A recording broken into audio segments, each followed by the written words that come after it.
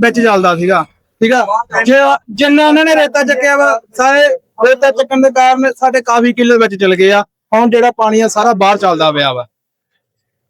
अभी कुछ ऐसा सुनने में आया कितना नुकसान हुआ खेत वगैरह फसलों का? भाई नुकसान ना पूछ कितना हुआ, नुकसान बहुत ज्यादा हुआ है, बहुत ज्यादा नुकसान हो गया। ये और नुकसान क्योंकि जाना है और हो सकता है, यानी पानी कंट्रोल नहीं होया, पानी तेज तो तेज चल रहा।